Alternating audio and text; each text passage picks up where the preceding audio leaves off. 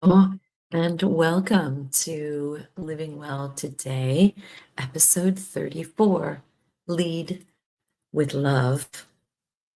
I'm Angela, and thank you for those of you who may join me live, and many of you see this on replay, so um, thank you as well. And you can always reach out to me through my personal Facebook page, the Living Well Today Facebook page, YouTube, LinkedIn.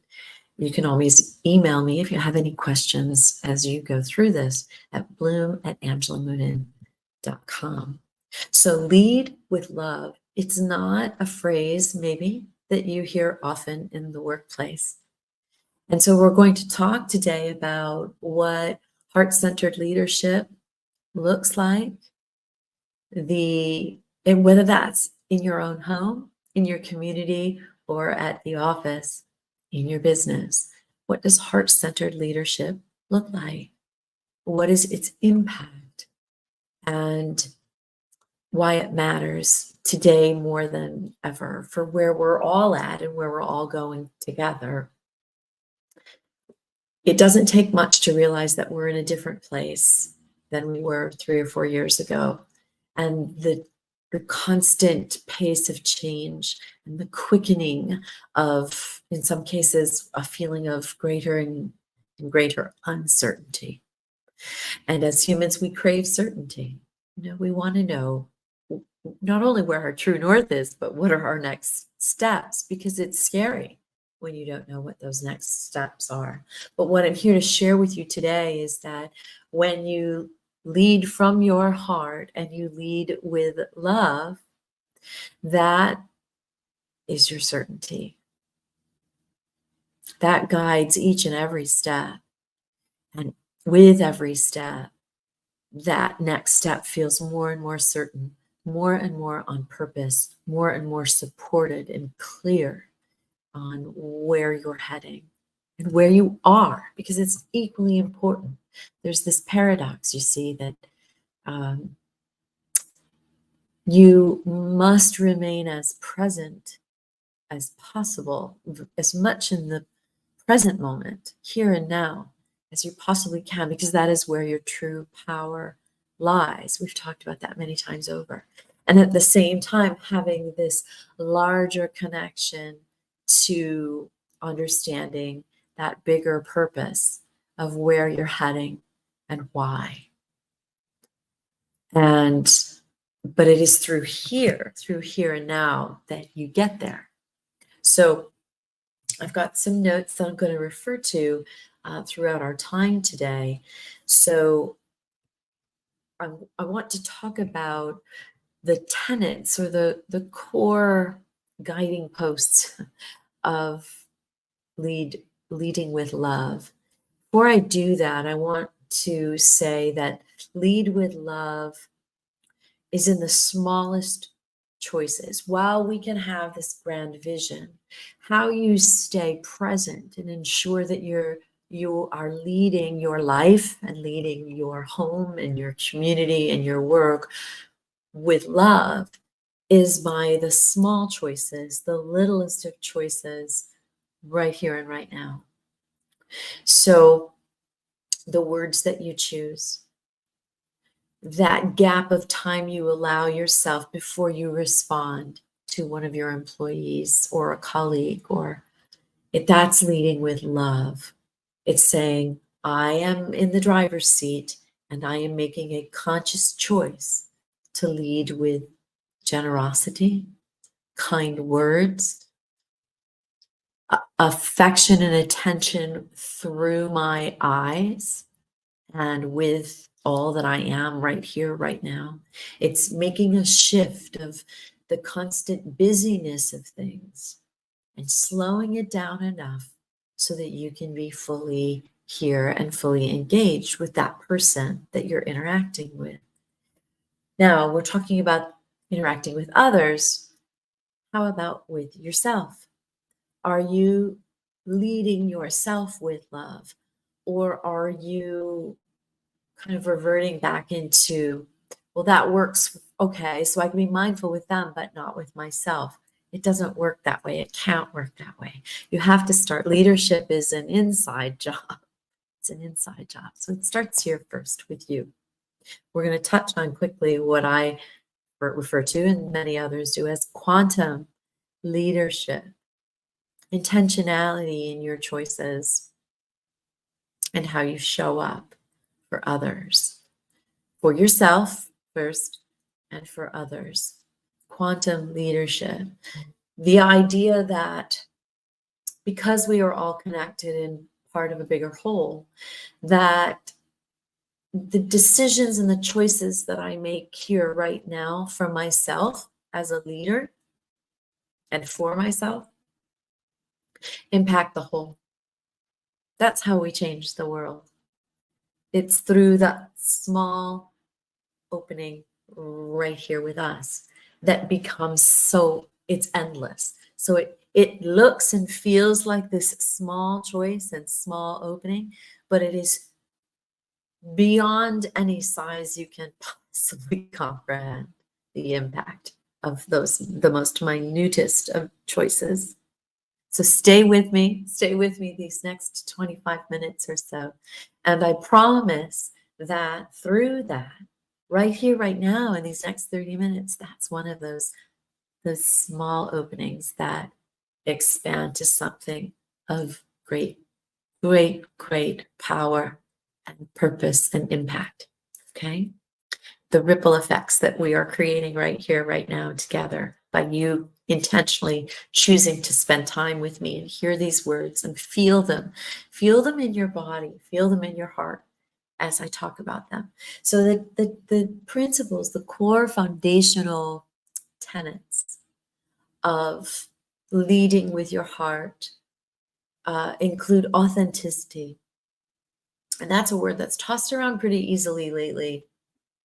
I'm learning more and more, and I'm feeling more and more of what that word really signals, what it stands for, what it represents. And I wrote some notes down here, but essentially, authenticity to me is really expressing your inner heart, your inner qualities, and doing it in a genuine way, in a credible, integral way. It's total truth. It's total truth. And whereas honesty is being full truthfulness, authenticity is the way in which you show up and express that truth. And it's bona fide. It's being what you say. It's it's full and whole and expressing that which you believe to be true and in alignment with what your values are as a human being, what you hold sacred to you, and expressing that. That's authenticity. So in the workplace, for example, if you are leading a sales team and you're encouraging them to be about smoke and mirrors and to create a lot of sizzle and maybe not back that up integrally with truth and meaningful support, that's not being authentic. It's inauthentic. So your choice is by you being. It's being what you want your team to be. And if you want your team to be authentic and real and based in integrity, the words and the way you show up as a leader has to be in alignment with that. You can't ask them to be truthful with clients and then you're not being truthful. Be truthful. And by the way, just sell them something. It doesn't matter what you sell them. It has to be, we're coming into a time more and more that wobble cannot exist. You have to be in alignment. You have to be in harmony. And I work with a team. I just came off a coaching with that, about talking about everything we do, everything we are has to be sacred. It has to be holy in a way. And when I say sacred and holy, I mean, yes, absolutely connected to the impact of the greater whole. Because it is, friends, it is no longer about us and me and my. It is about me and my in terms of ownership of how I show up with all that I have and all that I am. But the outcome that we seek, the impact that we wish to have, has to be for the betterment of everybody. And so the way you best do that is you live in your authenticity, you live in your truth, and you express in all ways what that truth is. And as you do that, the whole benefits. That's quantum. It's saying, I create a ripple over here, and that ripple spreads to infinity. So everything you do matters. The choices that you make matter. The second tenet is empathy. And there's a difference between sympathy and empathy. Sympathy is deep sorrow and pity for someone because of their circumstance. Empathy is saying, I am stepping in, I'm imagining I am you, and I am seeing it from your perspective, and I'm walking in your shoes. I am here. I am here to understand and support. That's empathy. So an empathetic leader is one who doesn't immediately jump to wanting to solve something. It's saying, let me listen, let me lean in, let me open to your perspective. And I value your perspective. And I may well integrate much of your perspective. So thank you for being here, for being in this space with me, and for sharing with me. I really, truly do sincerely want to learn and know through your eyes. So empathy, authenticity, and empathy. And the third is foundational. Each of these components is foundational, but this really is the final cog, and that is trust. You must have trust to be a leader who leads with love. And you must have a sincere interest in building a deeper foundation of trust. And you cannot do that if you don't trust yourself. So again, it's an inside job. It's learning how to trust. It's learning to be your word. I want that to sink in. Be your word in all things. Home and at work. Doesn't matter. You don't put a different mask on and you live up to expectations with your customers, but you don't do it with your spouse or your kids. You know, you have to, or in your community, you have to be your word. That's why we talk about, that's why I do Word of the Week. I love sharing in that way because I believe so deeply that your words matter and that they carry an energy and that they're a representation, a reflection of what your heart, what's going on inside. Because that's our, body language, yes, body and what your body is saying and how it's expressing is 80% of all communication. But to me, the words are indicators of where your subconscious is at, what's happening inside of you, because you can't express what isn't there.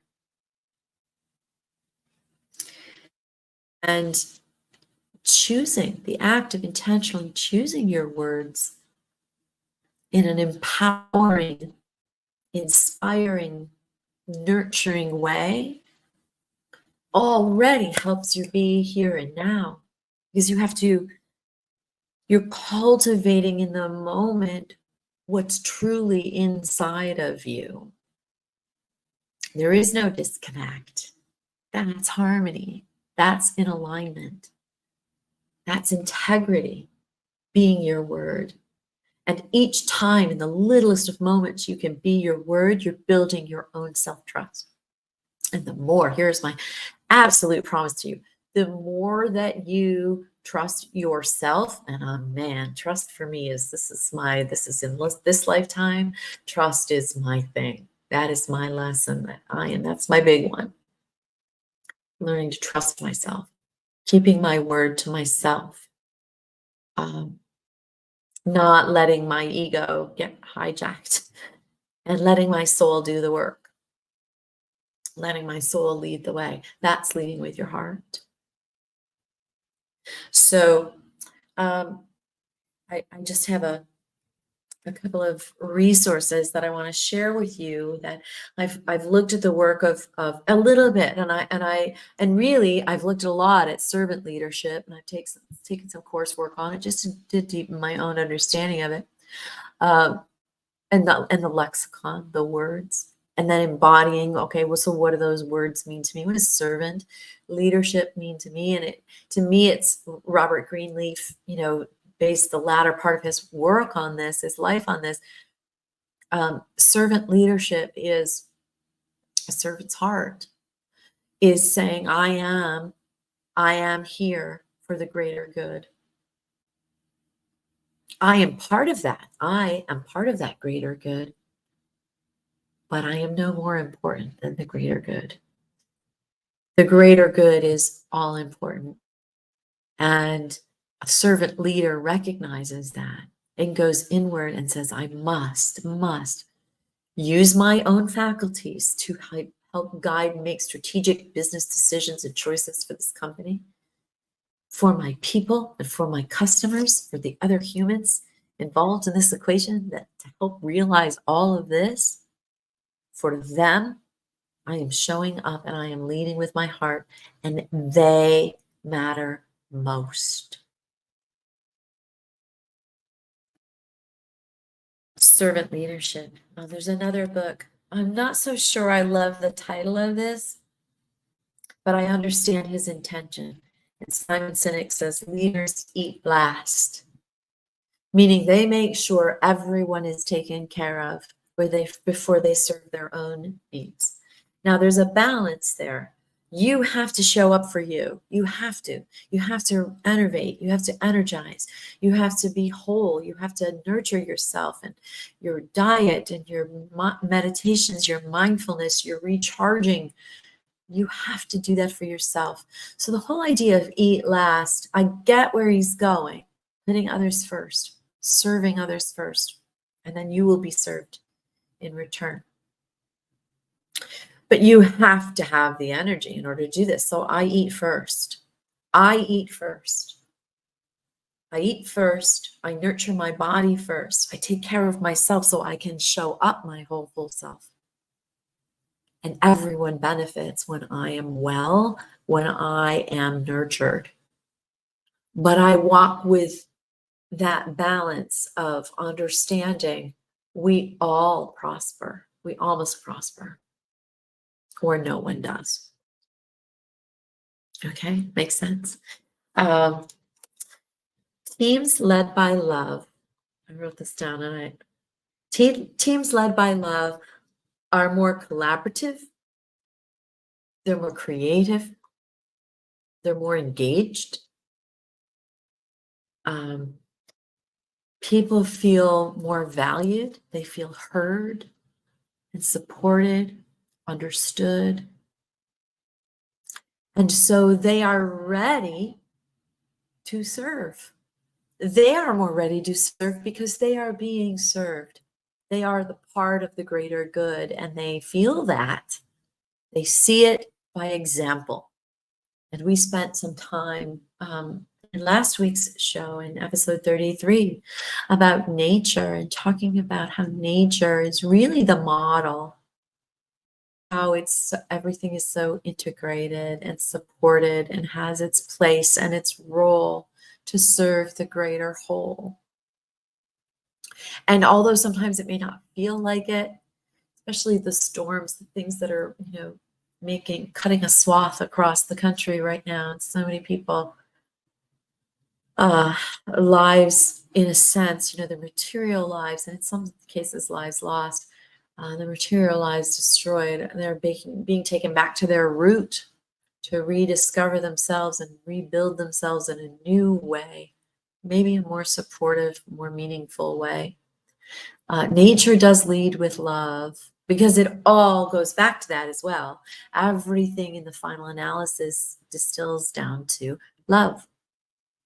And in the presence of full love, here's another big piece: at home, in your community, at work, in the presence of love, fear cannot exist.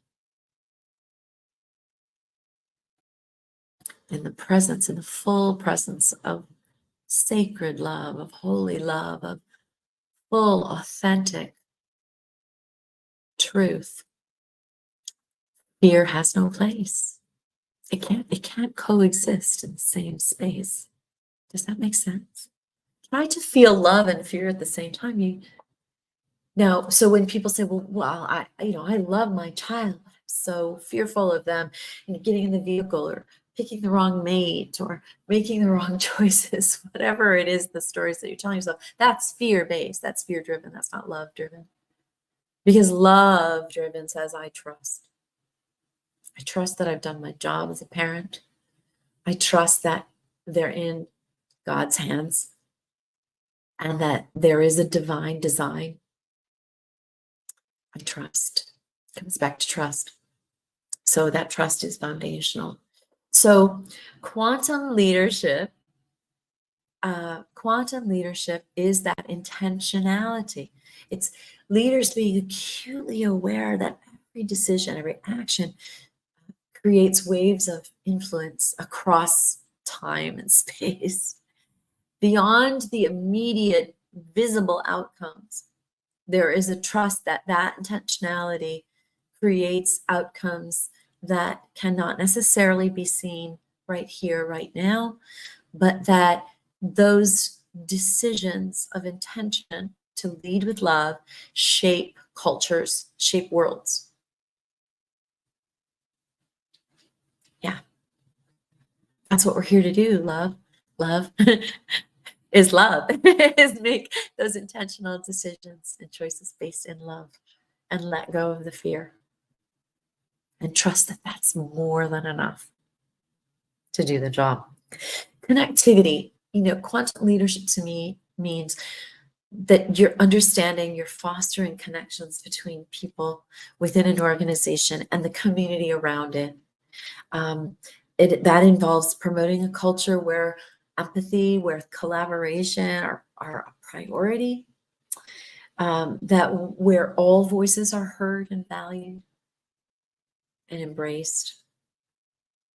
Sustainability. I think quantum leadership says, I understand the long term.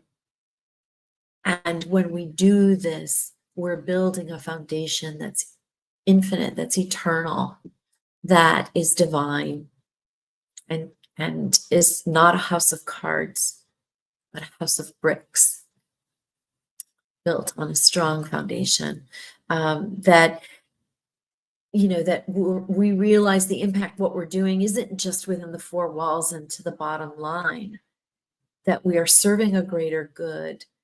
Yes, economically, socioeconomically, spiritually, emotionally, intellectually, across all facets of the life we experience in the world we experience. And that those impacts are lasting. That's our legacy. That's our tenure. That's our legacy. Because we're leading intentionally, we're leading with love, we're leading to connect and to sustain this long term for the greater good. Adaptability, absolute flexibility in your thinking and being. Because resisting against that openness, resisting against that change, it's inevitable.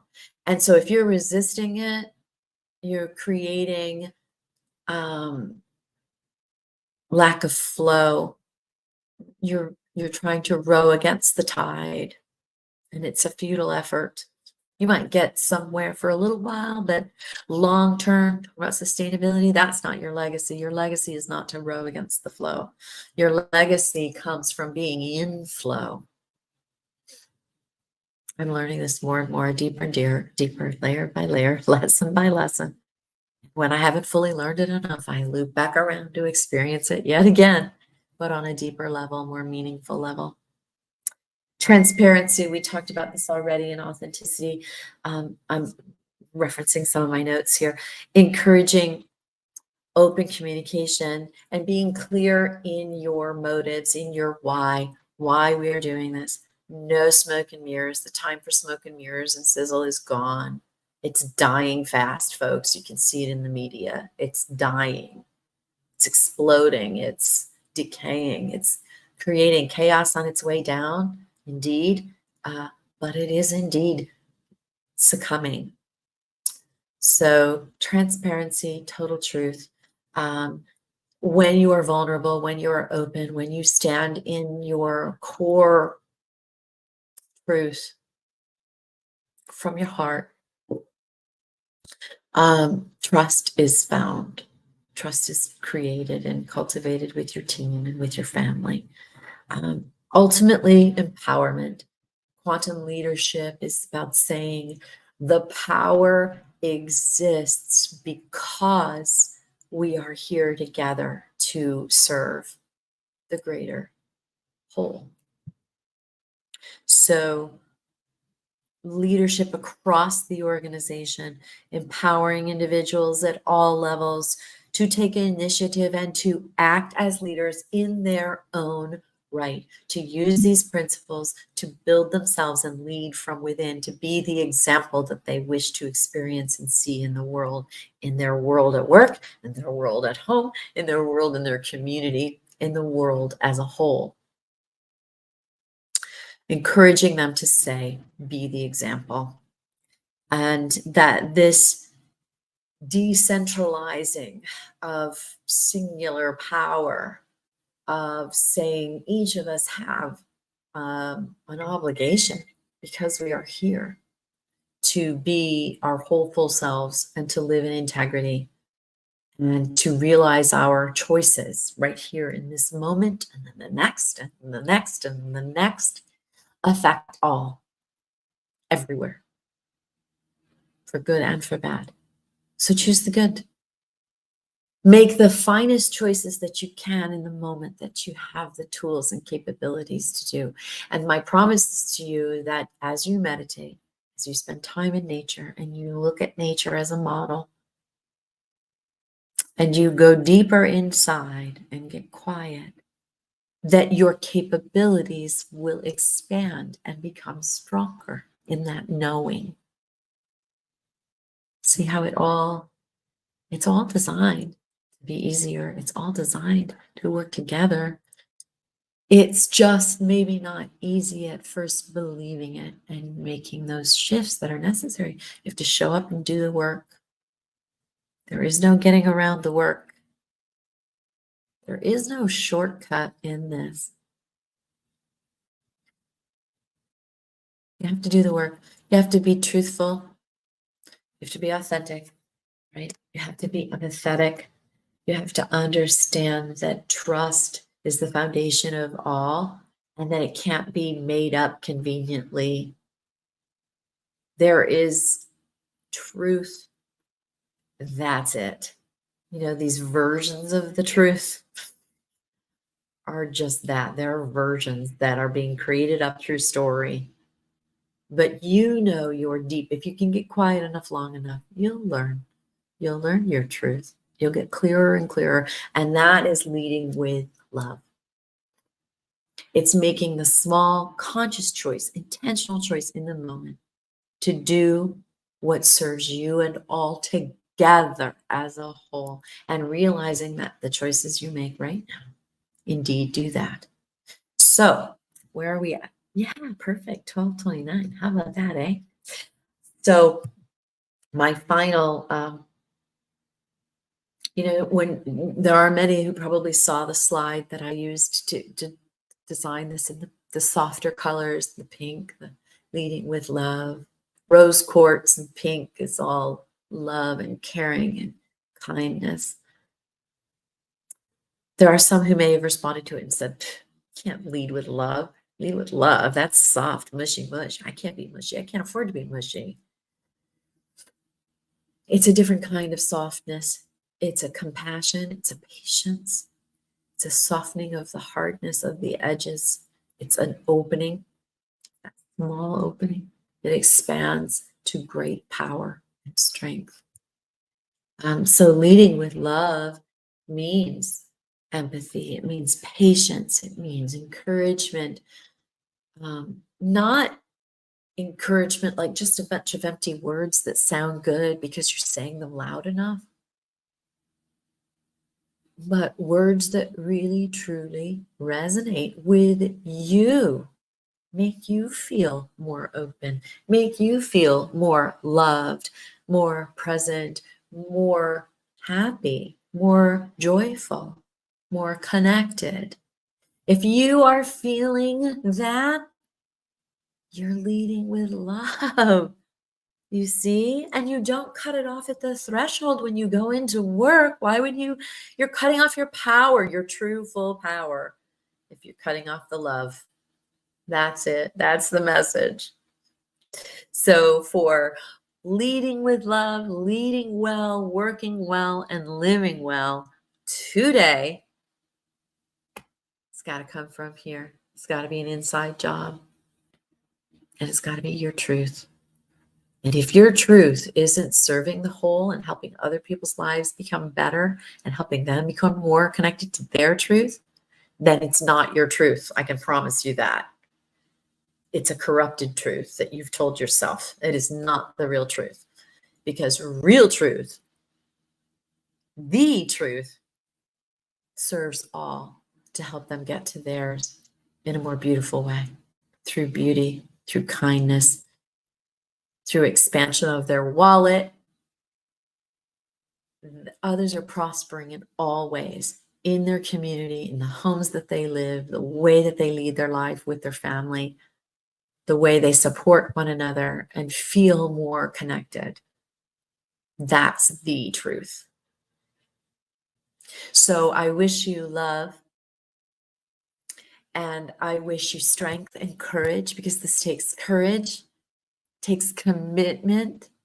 It takes you showing up and doing the work. I wish all of that for you as I wish it for myself. Moment by moment, minute by minute, hour by hour, day by day. Much love to you. See you next week.